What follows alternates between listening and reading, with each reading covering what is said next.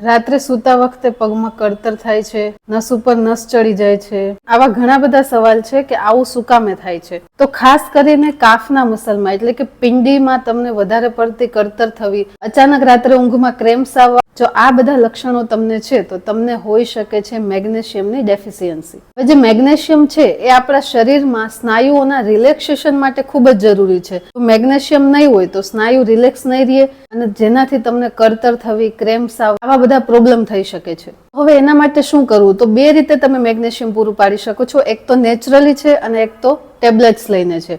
જો તમને વધારે પડતી મેગ્નેશિયમની ખામી હશે તો શરૂઆતમાં તમે ખાલી નેચરલી પૂરું પાડશો, એનાથી તમારો ઈલાજ નહીં થાય. એટલે જો વધારે પડતી ખામી હોય, વધારે પડતી કળતર થતી હોય, પહેલા મેગ્નેશિયમની ટેબ્લેટ લો અને સાથે સાથે નેચરલી પણ લો. અને જો હજી તમને ઓછી કળતર છે, ક્યારેક જ આવું થાય છે, તો પછી તમે નેચરલી પૂરું પાડો. હવે નેચરલી કઈ રીતે પૂરું પાડવું? ફર્સ્ટ છે તમે લીલા શાકભાજી એટલે કે મેથી છે, પાલક છે, ચોળી છે, આવા બધા લીલા શાકભાજી ખાઈને મેગ્નેશિયમ પૂરું પાડી શકો છો. સેકન્ડ છે ડ્રાય ફ્રૂટ્સ અને થર્ડ છે સૌથી વધુ નારિયેળ પાણીમાં મેગ્નેશિયમ હોય છે. તો નારિયેળ પાણી અઠવાડિયામાં 3 થી 4 વખત લઈ શકો છો. આ રીતે મેગ્નેશિયમ પૂરું પાડો